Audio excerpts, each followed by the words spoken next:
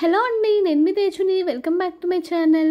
ఈరోజు మన వీడియోలో అమ్మవారికి ఎంతో ఇష్టమైన కదంబం నైవేద్యాన్ని రుచిగా ఎలా తయారు చేసుకోవాలో నేను మీకు చూపించబోతున్నాను. ముందుగా ఈ కదంబం నైవేద్యాన్ని తయారు చేసుకోవడానికి 1 కప్పు దాకా బియ్యాన్ని తీసుకోవాలి. ఇలా తీసుకున్న బియ్యాన్ని ఒక 2 నుంచి 3 సార్లు నీట్గా వాటర్ తోటి క్లీన్ చేసుకోవాలి. ఆ తర్వాత ఇందులోకి మనం ఇందాక ఏ కప్పుతో అయితే బియ్యాన్ని తీసుకున్నామో అదే కప్పుతోటి 1/2 కప్పు దాకా కందిపప్పుని, అలానే 1/2 కప్పు దాకా పెసరపప్పుని కడిగేసుకొని ఇందులోకి వేసుకోవాలి.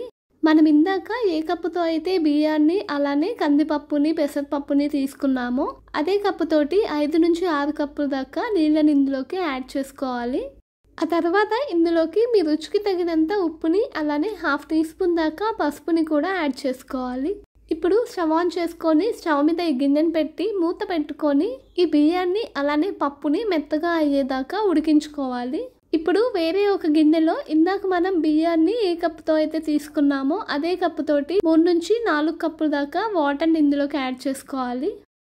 ఆ తర్వాత ఇందులోకి ఒక చిన్న కప్పు బెండకాయ ముక్కల్ని, అలానే అదే కప్పుతోటి బంగాళదుంప ముక్కల్ని, 4 నుంచి 5 ముక్కల దాకా ముల్లంగిని, అలానే చిలకడ దుంపని ఒక చిన్న కప్పు దాకా, ఒక 3 నుంచి 4 సొరకాయ ముక్కల్ని, వాటితో పాటే మునక్కాడల్ని ఒక 4 నుంచి 5 దాకా చిన్న ముక్కల్ని యాడ్ చేసుకోవాలి.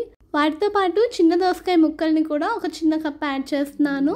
అలానే వంకాయ ముక్కల్ని కూడా, అలానే తీపి గుమ్మడికాయ ముక్కల్ని కూడా ఒక చిన్న కప్ యాడ్ చేస్తున్నాను. ఈ కదంబం రెసిపీకి మెయిన్ ఇంగ్రీడియంట్ ఇదే అనమాట. అలానే 1/2 కప్పు దాకా బఠానీని కూడా యాడ్ చేస్తున్నాను. గుప్పెడంతా కరివేపాకును కూడా వేసుకొని 1/2 టీ స్పూన్ దాకా పసుపుని, అలానే మీ రుచికి తగినంత ఉప్పుని కూడా యాడ్ చేసుకొని స్టవ్ ఆన్ చేసుకొని స్టవ్ మీద ఈ గిన్నెని పెట్టి మూత పెట్టుకొని ఈ ముక్కలన్నిటిని మెత్తగా అయ్యేదాకా ఒక 10 నుంచి 15 నిమిషాల దాకా ఉడికించుకోవాలి. ఇలా ఒక 15 నిమిషాల పాటు ఈ ముక్కలన్నీ ఉడికిన తర్వాత మూతను తీసి ఇందులోకి ఒక పెద్ద నిమ్మకాయ సైజ్ అంతా చింతపండుని తీసుకొని ఆ చింతపండు నుంచి తీసిన గుజ్జుని ఇందులోకి యాడ్ చేసుకోవాలి. అలానే ఒక 2 టీ స్పూన్ల దాకా కారాన్ని కూడా యాడ్ చేసుకొని ఈ మొత్తాన్ని ఒకసారి మిక్స్ చేసుకోవాలి. ఇలా మిక్స్ చేసుకున్న తర్వాత మూత పెట్టుకొని ఒక 7 నుంచి 8 నిమిషాల పాటు ఉడికించుకోవాలి.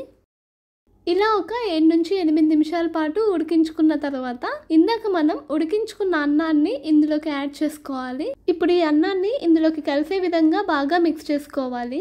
ఇలా మిక్స్ చేసుకున్న తర్వాత ఇందులోకి 1 టీ స్పూన్ దాకా ఉప్పుని, అలానే 2 టీ స్పూన్ల దాకా సాంబార్ పౌడర్ ని యాడ్ చేసుకోవాలి. ఇప్పుడు ఒక 2 సార్లు ఇలా గరిటెతోటి కలుపుకున్న తర్వాత లాస్ట్ లో ఒక 2 టీ స్పూన్ల దాకా బెల్లాన్ని యాడ్ చేసుకోవాలి. ఆ తర్వాత ఈ బెల్లం మొత్తం కరిగే విధంగా బాగా మిక్స్ చేసుకోవాలి.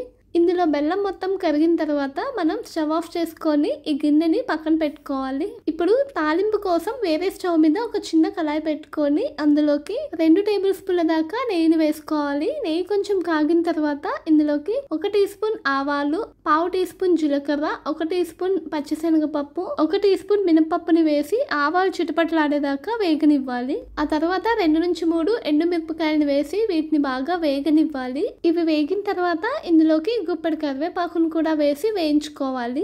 ఇప్పుడు ఈ తాలింపుని ఇందాక మనం ప్రిపేర్ చేసుకున్న కదంబంలోకి ట్రాన్స్ఫర్ చేసుకొని మొత్తం కలిసేలాగా బాగా మిక్స్ చేసుకోవాలి. ఇలా మిక్స్ చేసుకున్న తర్వాత సర్వింగ్ బౌల్లోకి తీసుకొని సర్వ్ చేసుకుంటే ఎంతో రుచిగా ఉండే కదంబం రెడీ అయిపోయినట్టే. ఈ కదంబాన్ని అమ్మవారికి నైవేద్యంగా పెట్టి మీరు కూడా స్వీకరించండి. అంతే అండి ఈ వీడియో కనుక మీకు నచ్చినట్లయితే లైక్ చేసి, షేర్ చేసి మరిన్ని ఇంట్రెస్టింగ్ వీడియోల కోసం నా ఛానల్ని మీరు సబ్స్క్రైబ్ చేసుకోండి. నెక్స్ట్ వీడియోలో మళ్ళీ కలుద్దాం. Thank you for watching. Until then good by.